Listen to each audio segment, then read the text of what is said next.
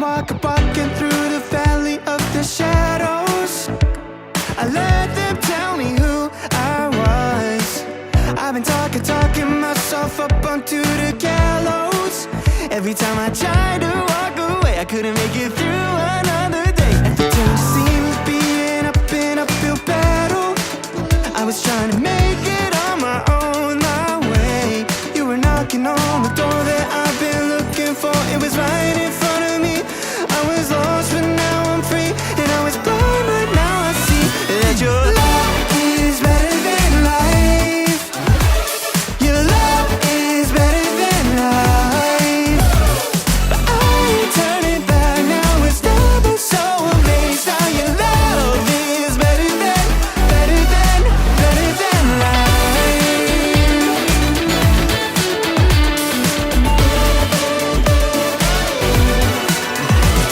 I know the truth, yeah, now I'm in a new light. Forever starts today and won't stop now. Your face shining on me, walking in the truth that set me free. It's all I need. If you're ever only for me, then who could stand against? Love is better than life. Your love is better than life. But I ain't turning back now. It's never so amazed how your love is better than life.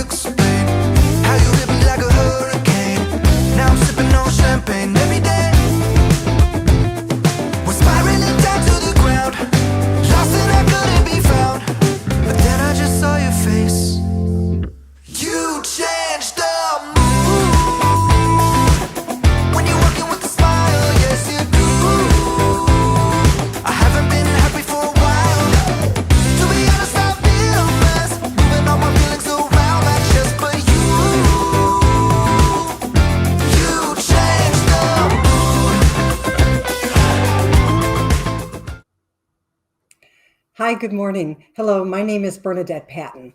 Welcome to the Board Builders webinar. I'm here with my colleague, Emily Hendershot. Thanks for joining us today for this special insight into strategies to lead your board with confidence. In the US, we observed our National Volunteer Day on April 20th. And at the Board Builders, we are still celebrating. We're celebrating all that you do for your nonprofit organizations and their stakeholders. Emily and I would like to take a moment to introduce ourselves and our organization. The Board Builders is a community of nonprofit leaders and board members focused on improving the governance function in nonprofit organizations. Our goal is to help boards up their game in the boardroom so they can maximize their delivery of products, services, and offerings to their constituents. We are founded by an experienced group of nonprofit leaders who have wide experience and deep experience in the nonprofit arena. We know the challenges you face, and we've been in your seat. Emily and I are two of the founders, and we couldn't be more excited to be part of this project. In our high-tech, high-touch model, we have removed all the traditional barriers that might block someone from accessing our materials. You can access our proprietary library of on-demand training materials when and how you wish. So together, we can build better boards. My background is that I found nonprofits early in my career and I stuck with it. It was a challenging career and an interesting way to develop my career path and my education. I served in the CEO role for 5 different organizations.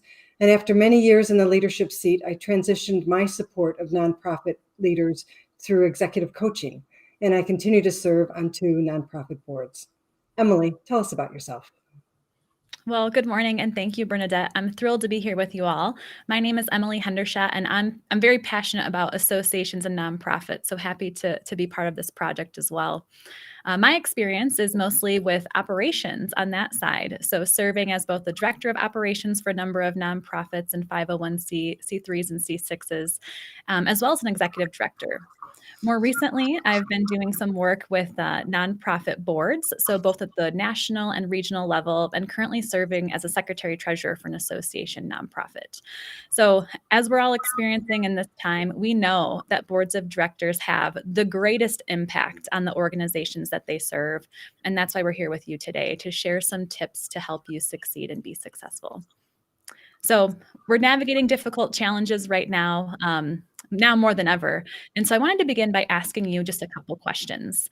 I want to know from you, how would your nonprofit be different if you could define the difference between the role of the board and the role of the paid staff and volunteers? If you could increase the effectiveness of your board by learning and setting the right expectations. And also, if you could spend more time focused on what matters and less time in the weeds. It seems like for all of us, we really have to put that focus back on the long-term viability of our organizations, and especially in the environment we've just come out of. So today, we're going to do just that to help you understand a framework that we can go through with a couple key concepts in order for you to have an immediate positive impact on your board and to really get this year to continue in a positive direction. So we're going to do that with a framework for success, but also as we think about orientation. That's right, Emily. And during the next hour, we're going to do all of that through videos that provide deep dives into key concepts. And we're going to bring in the voice of other board members to talk about the concepts we're thinking about today. We want to invite you to submit your questions to us that we'll take it toward the end of the presentation. There's a discussion box, a field below the video area on your screen. Just type your comments in there and we'll gather those throughout the program. So our goal for today, our goal for this session is to give you actionable tools that enable you to immediately implement anything that you hear today. So with that, let's start our first video, A Framework for Success. Bicycles are one of the simplest, most effective machines ever invented. 2 wheels, a frame, a pulley chain, gears, and handlebars to steer. Millions of people all over the world depend every day on a bicycle for transportation, to get to work, to the store, to visit loved ones, and even for exercise. They require very little upkeep and only a small storage space, and rely on human muscle for power. What does a bicycle have to do with making you a better leader? Let's take a look at what happens when 2 or more people join together to accomplish something.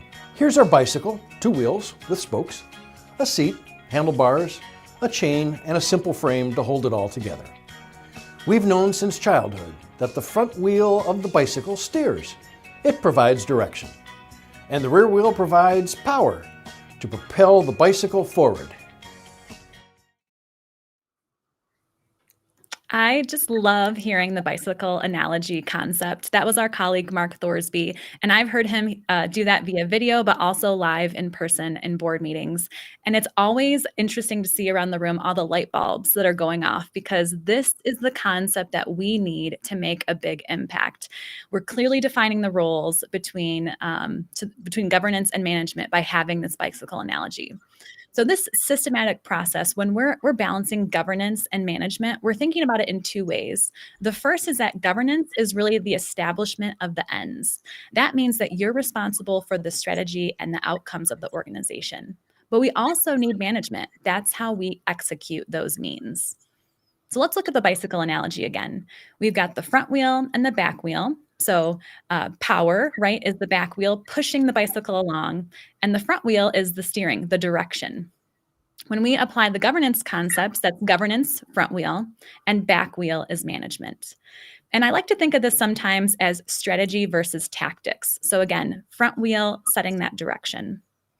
So let's take it a step further. Who's responsible? So as Mark said, that governing board, your board of directors, whatever you might call them, is that front wheel. If there is no one on the back wheel, you don't know where you're going. So we want to make sure that that group is very focused. The back wheel is made up of a variety of people. It is your paid staff, but we like to use the large S and small s. Large S is if folks are paid, and the small s is for your volunteers. And this could be your committees, committee chairs, committee members. It could be folks who just volunteer once in a while, maybe at an annual meeting or other fundraiser. So dividing the two is really important. Mark also highlighted the couple questions we should ask and stay focused on. So think about your board meeting agendas. Are you focused on these few key questions? What are we going to do? Why are we going to do it? Where are we going, and when? Those are the questions that your board agendas should reflect in order to make sure that you're on the right track. The back wheel, or the management, will be focused on the how much, and who. Again, getting that strategy from you and putting it into action. There's two more concepts that Mark likes to share during his board sessions I've been a part of. And it's around the executive director's role and also this concept of the unicycle. So some of you might be sitting there thinking, okay, there's no way that we can have two different wheels because our board's a working board. We're doing all of the activities. And that's okay. We want to encourage you to still think about two separate wheels. If you have one wheel, you're on a unicycle. So both governance and management can't be on the same, or else you're going in circles. So a way to differentiate that is you still have your board meetings, but if your board is also working or doing the management function, you could have a separate meeting to focus on those how-tos. And then we always get the question about the executive director. So executive director, CEO, that person is so vital. Are they on the front wheel or the back wheel? And the answer is that they are the rider of the bicycle. They're the ones with the hands on the handlebars. They have their feet on the pedals. They're sitting on the seat. They are connecting the front and back wheel. That role is so vital, and it's why it's important you have someone strong in the role. So they're connecting governance and management and making it all work together. Thanks, Emily. That was a great summary and a great reminder. Front wheel, back wheel, it's such a basic concept, but it is so critical to the support and the success of nonprofit boards. To our attendees, just a reminder to enter your questions below that video so we can answer as many as possible at the end of the program. We know that many of you who are attending today are current board members, and others may be looking for your first assignment or maybe your next assignment. And we wanted to bring the voice of the board to this conversation so you understand how these concepts show up around the board table. Over the past several months, the Board Builders has been interviewing executives with deep nonprofit experience on these same topics that we are discussing today. And I'd like to share their insights now. Our first board member is Carolyn Dolezal. Carolyn is currently a nonprofit director and has served on several nonprofit boards. Her comments on this issue of front wheel, back wheel board governance is on the screen. We as board members should be focused on the strategy, not down to operational continuum. You have to be intentional. You have to let staff do the management and the board do the strategy. What I think is most important there is that almost command, you have to be intentional. So however you works for your organization, either with using the agenda to properly format or segment conversations, whether you have some board prep for all the new board members so they understand the boundaries of the conversation, or you use a buddy system where new board members are buddied up with current board members so that, again, they get some training and some onboarding. Whatever works for you, you must be intentional to keep the conversation on those front wheel questions and those front wheel areas. Our second board member is Paul Schneider, and he also has an opinion about this. And Paul says, start right away to get people on your board to understand strategy, not management. Now, Paul has served on professional and interest-oriented boards, issue-oriented boards, for many years, and currently serves on the nonprofit academic institution outside the Chicago area. So his experience is deep, and he has seen many boards start and sputter. His alignment with Carolyn on this issue around the immediacy and the importance of getting your board to think clearly around management, not around, around board and governance topics, not around management. So Emily, did you have some experience and some thoughts on this that you want to add? Absolutely. We see many times that what will happen with boards is that folks are maybe a volunteer on a committee. And when they're very engaged, we say, oh, they would make a great board member. So when we're looking at the entire volunteer life cycle, what we find is that many people who may be serving on your board are someone who's been involved for a long time. They're very familiar with the organization. They served on a number of different committees, so they have a wide perspective. But what can happen is that then they want to keep that management hat on during the board meetings. They want to protect that legacy program that they've been a part of. Mm-hmm. And so it's really helping to prepare board members for that transition, new board members when they come on, because when you're at that table, you have to have a different perspective. And so when I'm talking to different people about this concept, what we're asking them is a couple different questions to consider to see if their board is really focused in the right area. So a simple question is your board focused on the front wheel or the back wheel? Now learning this concept. Is your board really big picture or into the details? Is it future focused or current focused? What types of decisions is your board making? Are they the right decisions? And then is there a right way to do things poorly, or is it better to do the wrong things really well? So these couple questions can help to gauge, to have some engagement on the topic. But it's really about aligning with the bicycle analogy to make sure you can help move the organization forward. And this all really starts with how we prepared board members for service. That's great, Emily, and a great transition to our next topic area. Let's think about how we onboard and orient new board members. We have a new video to help us start that conversation. Effective board orientations, be they for the new officers and directors or for the entire board, can have a huge impact on the performance of nonprofit governing boards. In designing those experiences, nonprofit leaders focus most of their attention on the content for the orientations. Yet the logistics of the orientation may have more of an impact than many of us acknowledge. If that's true, let the board builders guide you through the thought process on some logistical considerations that will truly enhance the effectiveness and enjoyment of serving on a nonprofit board from day one. When we talk about board orientations, let's assume the majority of you are talking about the orientation of newly elected officers and directors. Many orientations often invite current officers and directors to participate as well. Board orientations usually occur in advance of the meeting when the newly selected officers and directors take office. Ideally, they occur 30 days in advance of that first meeting. Let's look at a few key questions to consider as you build your orientation program. How long should they last? Board orientations can last from 1 to 2 days, so the answer is the classic, it depends. For most nonprofit organizations, it shouldn't take more than a couple of hours to complete an effective board orientation. If it's taking longer, there's too much minutia. Generally, newly elected officers and directors do not need to be experts on your organization on the first day on the job. There are also those who claim that it takes almost a year for most board members to get fully up to speed.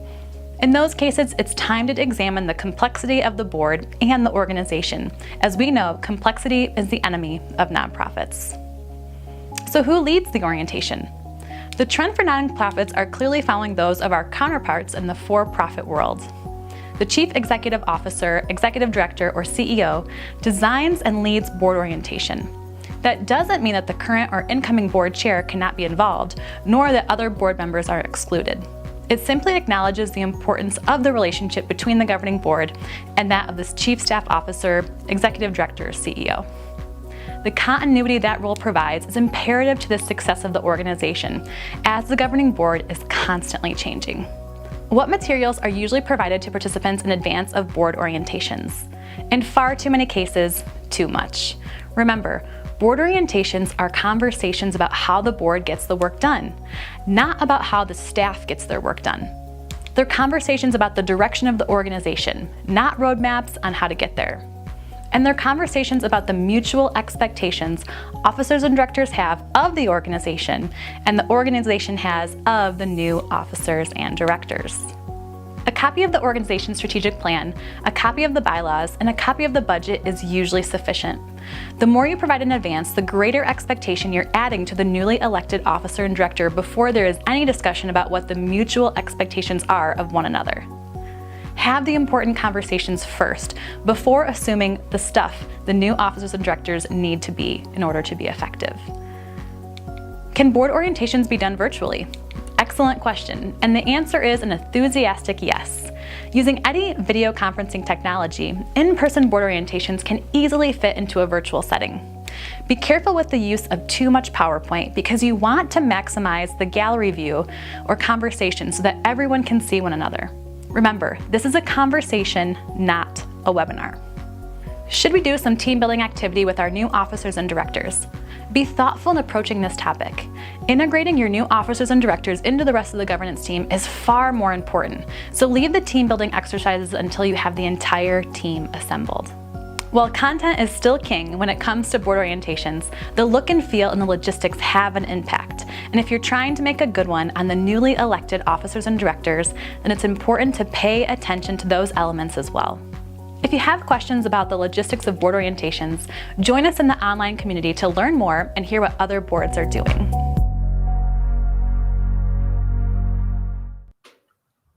Well, as they say, you only have one chance to make a first impression.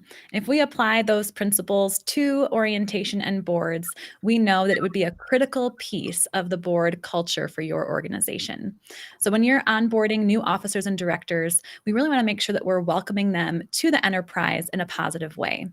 The question for us to consider is our orientation about the work of the board or the work of the nonprofit organization?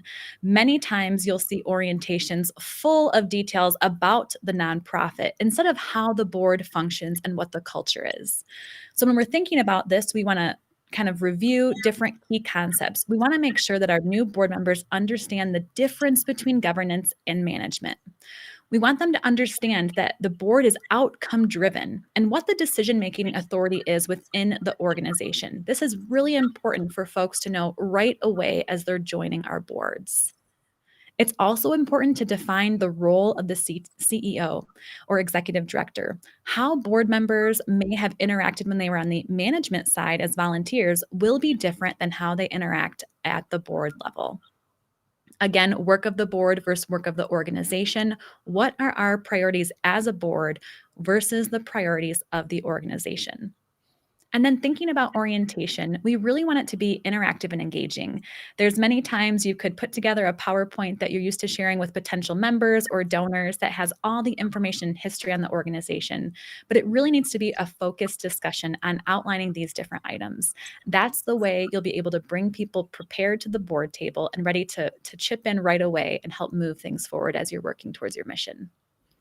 And then finally, we have understanding their expectations. There is a little bit of a different expectation when you're at the board. What is the expectation in terms of time? We talked in the logistics video there you saw for orientation about time commitment, about how it will be structured, about what the expectations are for how they engage on behalf of the organization. These things should be sorted out as soon as you're a part of the organization. So orientation or onboarding is the perfect time to ensure everyone's on the same page. Emily, I like the way you started that. It's about orienting the difference between the business of the organization and the business of the board. And again, that is the guidepost to think about when you have this concept front wheel, back wheel, and you can actually operationalize it through the orientation process. Well, thank you. You're making us think today. To our attendees, keep posting your questions. We appreciate those. So let's think about this. What does all this information about orientation and onboarding have to do and mean for productivity of the board? Well, we have 2 board members that have an opinion about that, and let's bring them in to share some of their thoughts. Carolyn Dolezal, who you met earlier, feels that every board has its own personality, comprised of the members who come in, what their experience is, and what their expectation is of how a board should operate. So if you have board members who have been board members elsewhere, they are coming to your organization with that experience and that expectation.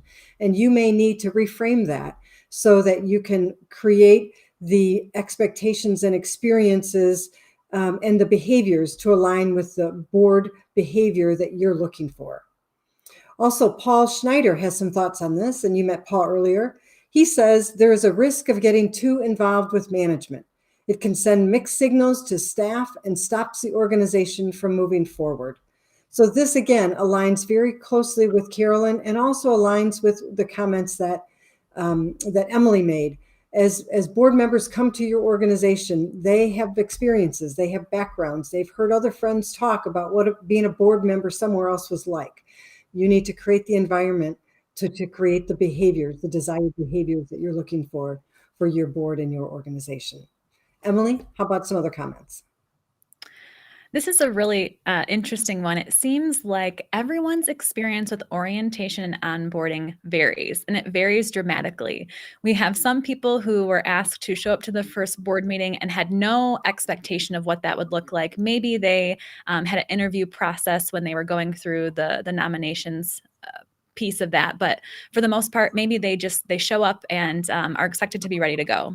We have others who've been through a series of programs. So maybe 1 hour a week for a couple of weeks to make sure that they really understand the organization. We've had some do it a day before an in-person board meeting. So you have that base to really be able to contribute again when you're at the board table for the first time. So think about your experience when you were onboarded and what that felt like. Did you feel like you knew a lot? Did you feel like because you were a volunteer previously, you had some insight that maybe was untrue when you got to the board table to see what was really expected and how the conversations really flowed? That culture piece is so important. So helping people to get up to speed before being in that environment will really make a difference to the productivity of your board overall. So I think a lot about that, especially when it comes to my personal experience with my first board. I've had some good orientation, but for the most part, just been thrown in and expected to know. And then we have a hard time when people don't understand the expectations or how to engage. The second one I've seen is different levels of engagement with orientation. So maybe it's one-on-one. I've had one where I just was with the executive director. I was the only new person coming on, so we just had a conversation one-on-one. But I've also seen some success with boards who have the entire board go through the orientation together. And that can be a lengthy process, but I think it's a way for us to level set every year as terms change and the board makeup is constantly evolving. And so it might be a great way if you've been frustrated recently, when that new group comes in, potentially you could have everyone go through that process together. So again, everyone's on the same page and an equal playing field as we're looking to move our organizations forward. That's awesome, Emily. I was thinking too about your conversation or your comments on the unicycle. And many organizations start out small and they start out in the unicycle kind of format where it's a working board and board members are doing the management and governing. As the organization grows and evolves, it's important to have those foundational behaviors in place where you separate board and management activities, even with one group, even in one meeting, so that as the board organization evolves, the board gets bigger, the organization has more resources, you're able to continue this front wheel, back wheel behavior, this front wheel, back wheel culture, and be able to continue moving forward with a really effective board and governance strategy.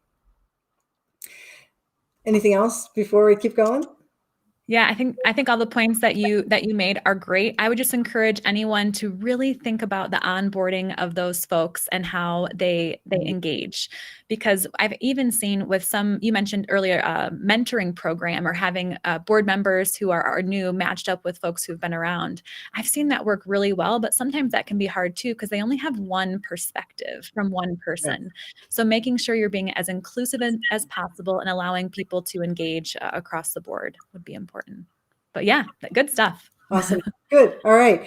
Well, you can tell Emily and I can talk about board success all day long, but we really do want to hear from you and get some of the questions that you've been asking. So let me take the first. Oh, we're consolidating them. So if you don't hear your question exactly, it's probably been consolidated into a topic area so that we can get to as many as possible.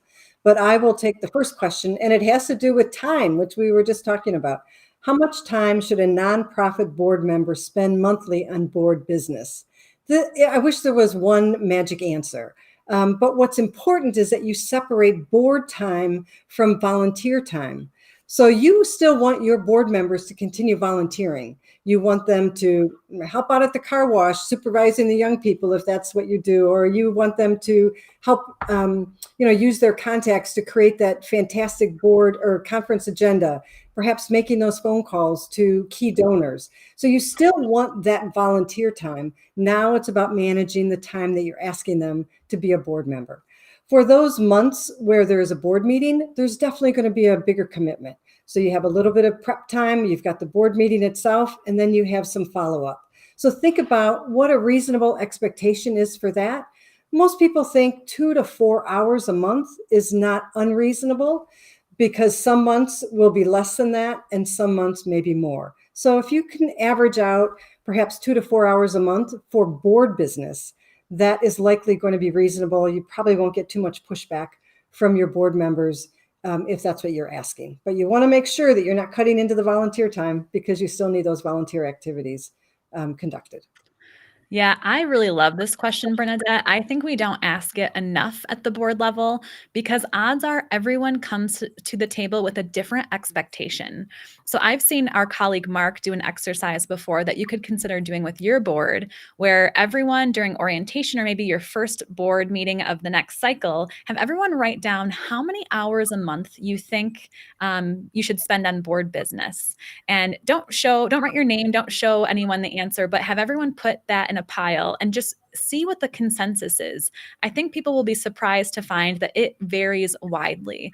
And so that's one way to at least have the conversation. You don't have to agree, and we're not really looking to say you have to spend 4 hours, but the idea of what's a reasonable expectation to make sure that you're able to consume what's being reported to you in terms of information architecture, and then also how you want to engage in the board meetings and beyond. That volunteer time is separate, but that board business, what's the thought there? So that exercise has been really helpful that I've seen some boards do to at least level set and have the conversation. Again, it's about discussion, not always lecturette.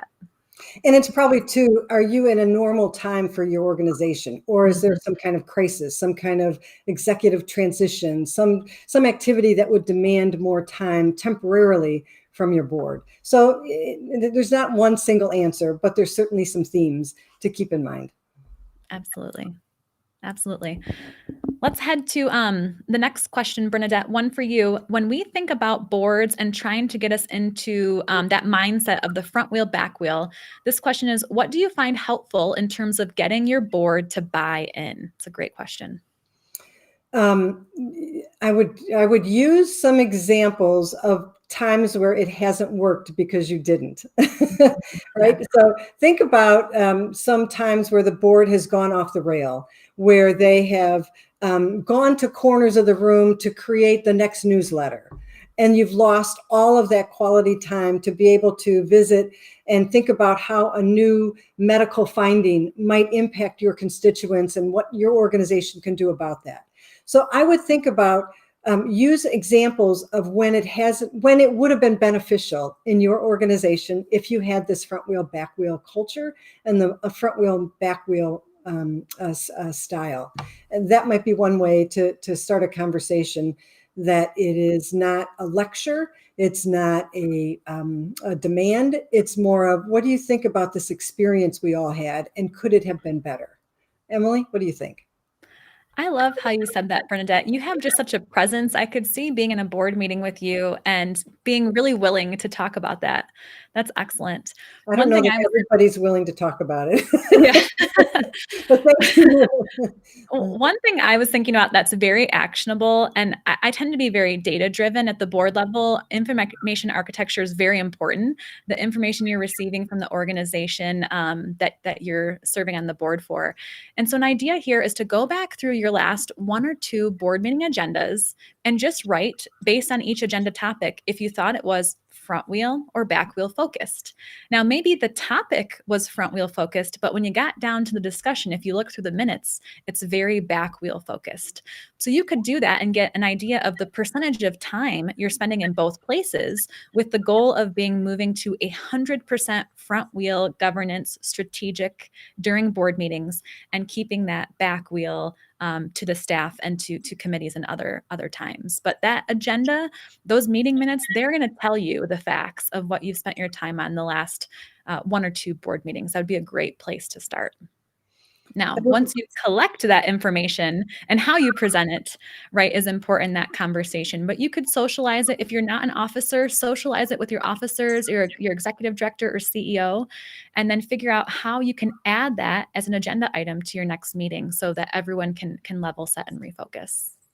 That's a great idea. Sorry, I didn't mean to interrupt you, but I was thinking about Carolyn Dolezal's comment around being intentional. Yes. And that kind of analysis, to look at your agendas, and those are not hypothetical, right? Those are real agendas that your board has been working through. And if you do that analysis, then you can really see your own data, and then you can be intentional to implement something different, and you're building a better board. Mm-hmm. That's great. I'm just looking through some of the questions here. One that stands out in this same vein talks about they're a working board. And so the question is, do we really need 2 meetings? This is a really interesting, I'll take this first. This is a really interesting question. I've worked with on a number of working boards, and what we like to do is have 1 meeting. So let's say that your board meetings are an hour. Maybe the first 30 minutes are dedicated to the governance front wheel, and the second half is to management. That would be one way to break things down. I don't know your particular structure for board meetings. But that's one way to just make sure you have that clear, distinct line when you're changing topics from strategy to the management. That way, when you're in the first 30 minutes, that strategy portion, you're able to say, okay, hold on a second. This is getting a little bit into the weeds. Let's save this for the management meeting. And that way you're keeping your energy focused, and that your attention is there with that high level discussion. So that's one way. So you don't need 2 meetings. The answer is no. It's all about how you structure it. Yeah. But it's that idea of keeping them really separate and protecting. It's about protecting the governance time, that board meeting time.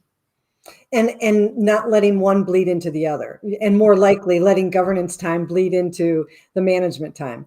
Thinking about doing board meetings virtually, you can have the 30 minutes and then, do a bio break, do a coffee break, and everybody can take a moment, go to their kitchen, grab something to drink, take the necessary break, and then come back, because you've actually broken the continuous conversation. It's easier to come back and start a little bit different agenda.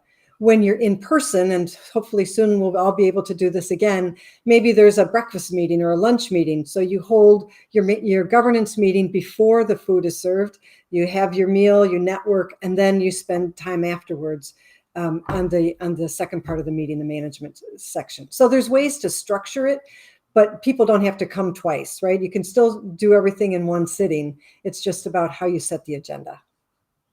And that really too is a great way to get the front wheel, back wheel buy-in from a question or two ago, by agreeing that, hey, this is an important topic, but we're going to talk about it at a different time. It doesn't have to be now. So that's one way you can create that buy-in, is by helping differentiate and acknowledging that things are important. It's just going to be discussed at a different time. Right. Agreed. Great. All right, another question here. A couple of these are on the orientation video. So my organization has never conducted a formal board orientation. I'm afraid our group would just see it as a process that gets in the way of jumping in. Can you give me a quick strategy to change people's minds and see the value of an orientation? You want me to jump that, or you want to take it? Yeah, go ahead. Okay. Well, I would say, similar to the response that I gave just a short time ago, think about ways and times when it hasn't worked, when having this front wheel, back wheel strategy or having that culture would have made a difference in your board meeting. You can always pepper your orientation materials with some management light materials, maybe bylaws, maybe an audit, a little bit, some financial information. So something that it would be useful at a strategic level, but could also be more insight into the nuts and bolts of the organization. So you can feed, some of the areas of interest that people may have around the operations or the organization itself by using some materials that are also very strategic in nature. So again, thinking about a time when it hasn't worked, when the board has gone off to corners to create a newsletter, and you've missed the opportunity for really good strategic conversation about how you can serve your constituents better. Certainly in the time of COVID, we have seen organizations have to expand their services. They have had to expand their constituent groups. They've had to segment things differently. And those are great conversations at the board level. And if you are all tied up in the management, you just don't have the opportunity to really structure the organization for its new future. Absolutely.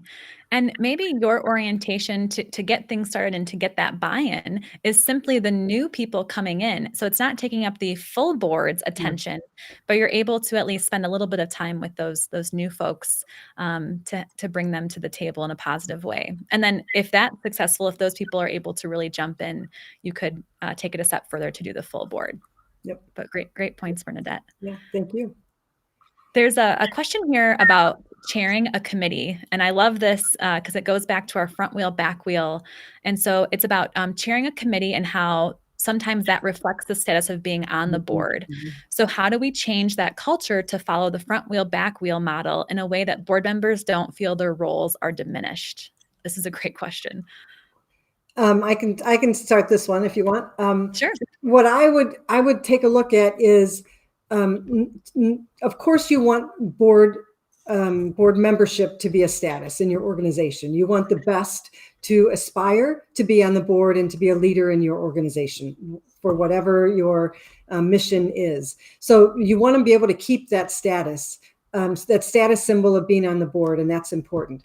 What you might think about, though, is replacing the status, replace committee work with another status.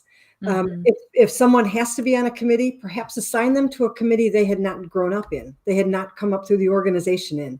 So now they are part of a committee where they maybe have a broader mindset. They may think and cross-pollinate some ideas from the other committee where they did have deep experience, but they're also thinking about it in a different way. They're thinking about the conversations. They may be thinking more front wheel basics as they are listening to the back wheel conversation. So that's one thing. Another idea might be to look for ways to reward current board members so that they retain their status, but it's a different measurement. It's no longer whether they're a committee chair. Maybe it is having access to a key donor that others wouldn't have, or holding an event in a venue that others wouldn't have. Perhaps getting to listen or network with a key expert in your field that others wouldn't have. So think about your organization. Think about the special elements of your organization that you can present to your board members that give them that status, reward them for their work, but is moving away from the back wheel function of being a committee chair. Emily, what do you think? This is interesting. I'm familiar with a board who is going through something with this right now. So all of their committee chairs are board members, and that's how you become a board member. There's not Yeah. beyond the formal way of becoming the chair. There's no additional way to get on the board. You're just on it.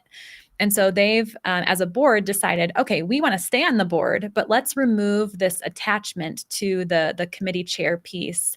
And that can be a committee that's separate. So having maybe all of your committee chairs on some sort of task force, or maybe there is something that they do to advise the board, but it's not part of the status of being able to be on the board of directors. This was a very big change for this board I'm familiar with. It was a very hard departure because everyone always wanted to protect what they were working on, even if it wasn't contributing any longer to the mission of the organization. So it actually can be a very dangerous place to be if you're not willing to have those hard conversations and decide what's best for the organization. So in this particular example with this board, they decided to separate the two. So they're still serving as the chairs for different committees and on the board, but once those terms are done, then they could do one or the other. They don't need to do both. Yeah, that's a great idea. Going back to that thought about moving, if they have to chair a committee, moving them to a different committee. So they are not tied to the legacy of their own work or the legacy of the committee work. And then they really do have different conversations that can be more front wheel based versus the back wheel and the legacy of the committee work. So yeah, that's a great one. Yeah, this board happened to have a conversation and asked each of their committee chairs if their committee should pivot or persevere based on the new strategic plan. And you better believe all of them said persevere until it was separated from their board role. And then there were quite a few that said, we probably should pivot in some way. But it's very hard when it's so personal. Yeah, that's interesting. That's interesting. Still have a little bit more time, so let me get to a couple other questions here. This one is about engagement. So how do we get people to re-engage after all that's happened in the current environment? It's been hard to get them to care, especially when some of them have terms that are ending soon. Yes, that's engagement is tough now for a lot of boards. So I guess, Bernadette, the question is more about how do we, maybe a little bit about how do we hold people accountable when they've committed to the board, but we know that things in life come up. You bet. I think one thing would be to revisit the mission. Make sure that the mission still is timely and accurate for the organization. Again, giving all the changes through the pandemic, through COVID, workplace changes, medical changes, et cetera. Is the mission still valid? And once you get that validation, either make the change or continue, then that may reinvigorate the energy from the board to continue working toward that. It's also maybe having instructing your CEO who manages the staff to think about the staff delivery. Are we focused on the right kinds of products, the right kinds of services, the right kinds of support for the constituents that you serve that are being included in the definition of the mission? So that might be one way, is to start with the mission, revalidate it, and make sure that you are still doing the things that are important. What do you think? Yeah, I think that's excellent. I think the one-on-one conversation, using your CEO or executive director to kind of probe and have one-on-one conversations. I think it's also allowing people the space to say, you know what, I made this commitment, but I no longer can. I think with what's happened the last year, we've got to extend grace as humans. I think we all came with intentions to the board, wanting to contribute, wanting to be a part of it.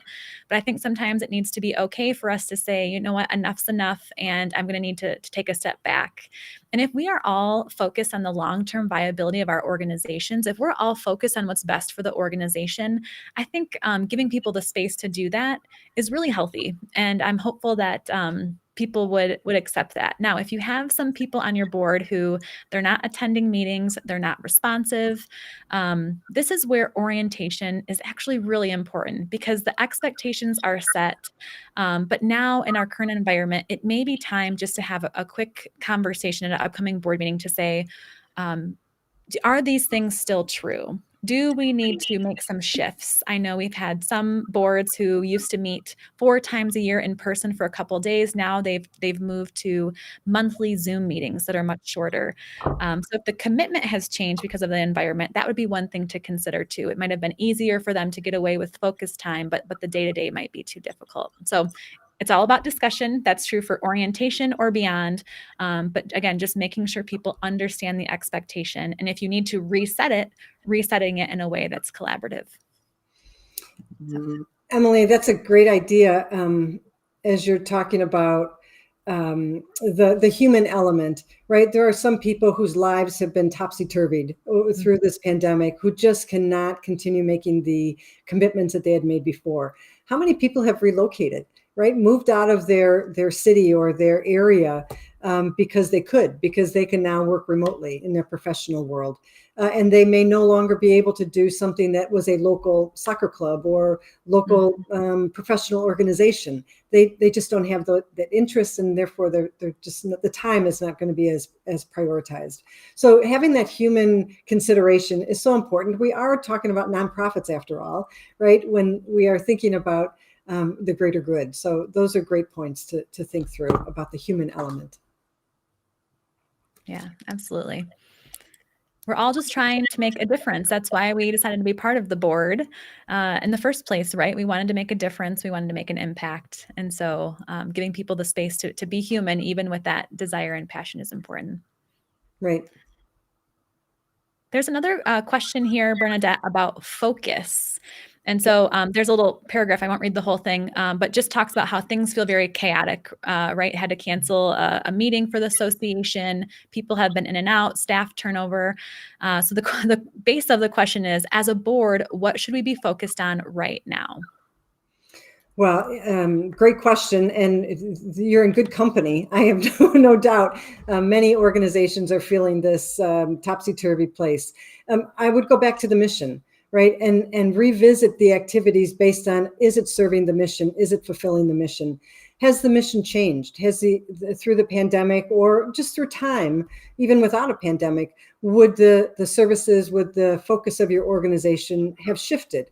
Has the medical issue your organization was founded to support been solved? Has it been cured? Then of course you have to change your focus. So organizations have suffered through the pandemic, but also over the course of time, your focus may change because of shifts in the industry, in the sector, among the needs of your constituents. So again, I would start with the mission and say, is this still viable? And is our organization still viable in addressing this mission, this cause, these constituents? What do you think, Emily? I agree. That is the first place I would go. And the second is I would go to your strategic plan. Yeah. You created a plan. You took the time to develop a 3 to 5-year plan and said, this is what we want to accomplish. Now, you may need to go through the plan and say, what's still viable? What may need to change? It's okay when we make a plan to know that sometimes things change and we have to make edits or detours or totally eliminate something we had in our plan. But that's the first place I would go back to, because that is going to ground you in the mission. It's going to ground you in what you said you wanted to do, what you wanted to accomplish. And you'll be able to say, okay, this is still good. Let's focus on this. Okay, this was going to be for next year, and this was going to be for this year. This part didn't happen and can't for a while. So let's just focus on that next step we said was important to us. So taking a look at that strategic plan, seeing as a board what still makes sense and how you can focus that energy there. Now, I will say I'm familiar with a number of boards, one I'm a part of as well, and people are just kind of exhausted. We've had to make some big decisions as boards, canceling events. Are we going to have something in person? Do we need to stay virtual? Membership is down. How do we get people back? We're seeing that more people are offering things for free. Do we need to be offering things for free? There's so many questions that we have to think about as board members. And so I would look at that strategic plan and have a conversation with your board to say, what is important to our constituents now? What is important to our industry now?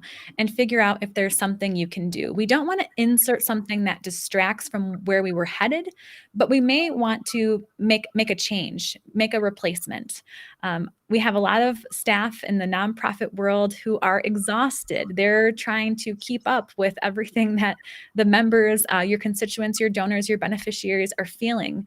So being really focused as a board is important, because this is also a time where you can get a lot of ideas.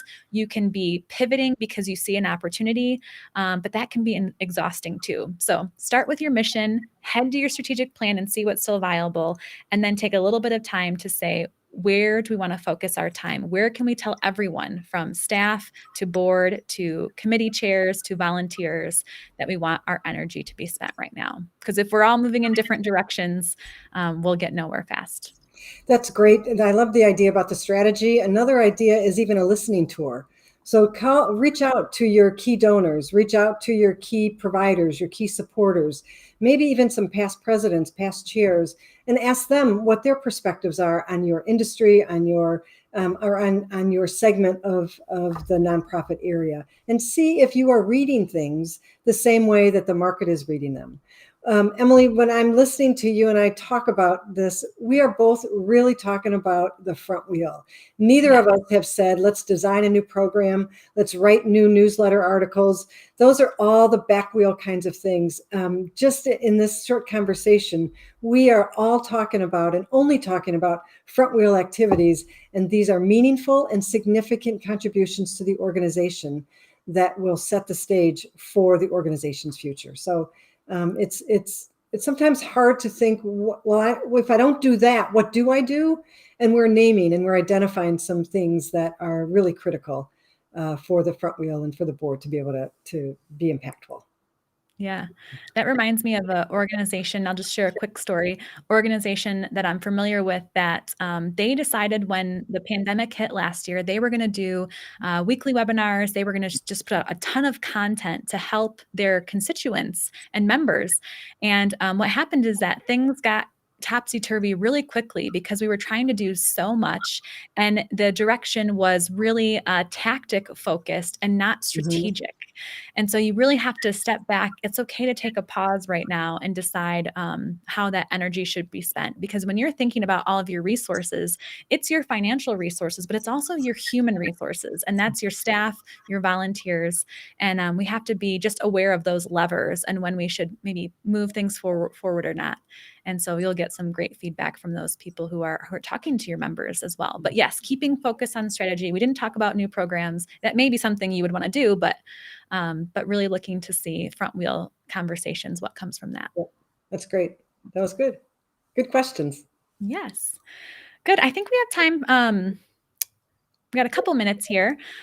So one more question. Let's see. Okay. This one is about the executive director.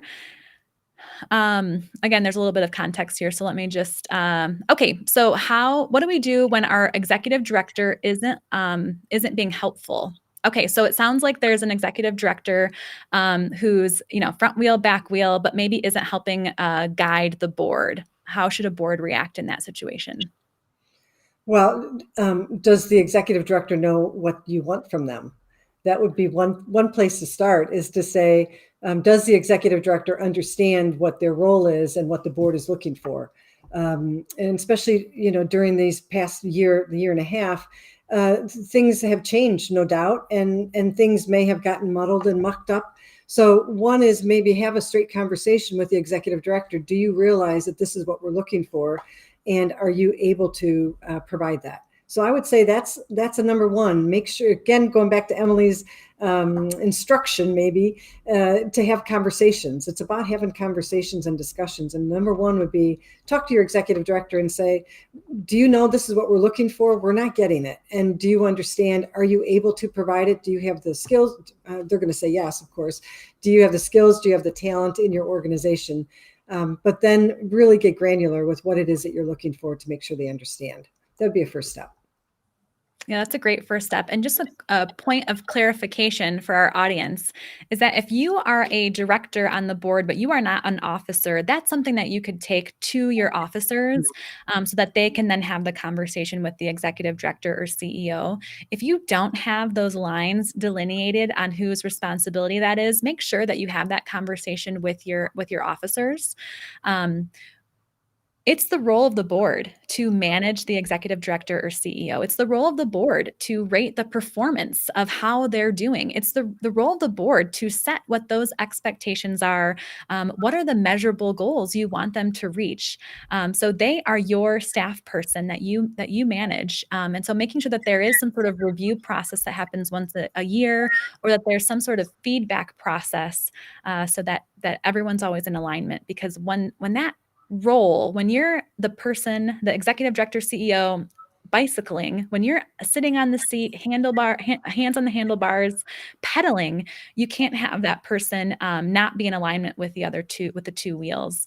That's just going to be a disaster. So, especially right now. So make sure that you know what that cycle is. Make sure you know, and this could be shared in the orientation. If you're not sure, talk with your officers now. But there should be some sort of process in place to get that feedback, if not once a year during an annual review, regularly, so that the conversations are clear and people know what they can expect of that person in the position. There's something too for the executive director. This may give the executive director or the CEO, whatever the title is, an opportunity to tell the board what's possible or what's not. Maybe they've had complete staff turnover. Maybe they've had, the working, the employees now have to care for children or their parents, right? They become the caregivers.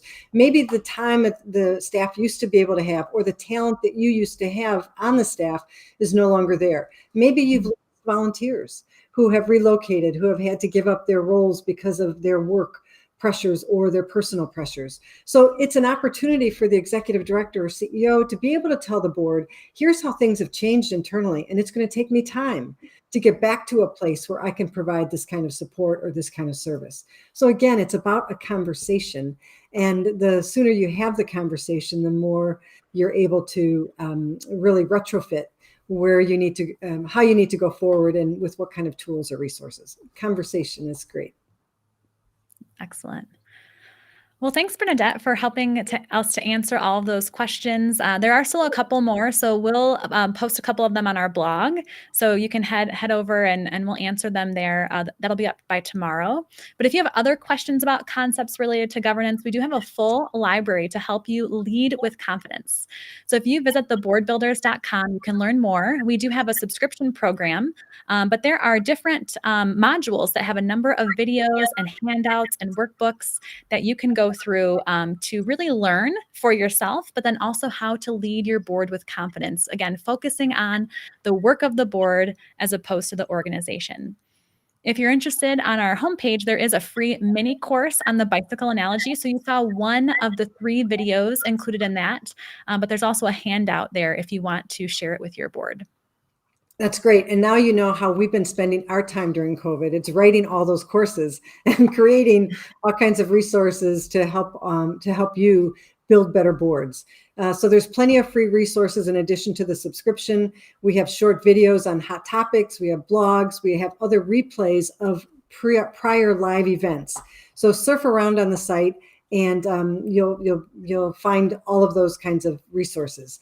We also have a special subscription offer that's noted on our homepage until May 10th for $9.99 a month for a subscription to the full library. If you are considering giving your full board access to our library, contact us at the email on the screen, guide@theboardbuilders.com, and we'll develop a plan to meet your needs.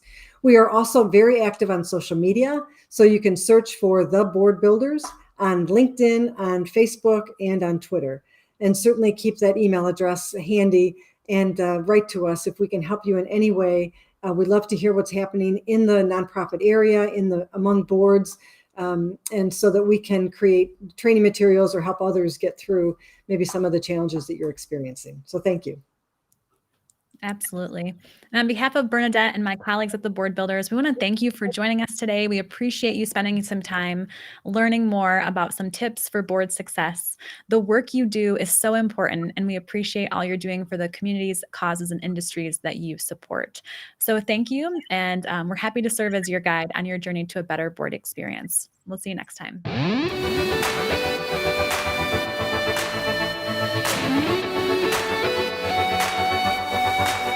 I've been walking through the valley of the shadows. I let them tell me who I was. I've been talking myself up onto the gallows. Every time I tried to walk away, I couldn't make it through another day. Every time seemed to be an uphill battle. I was trying to make it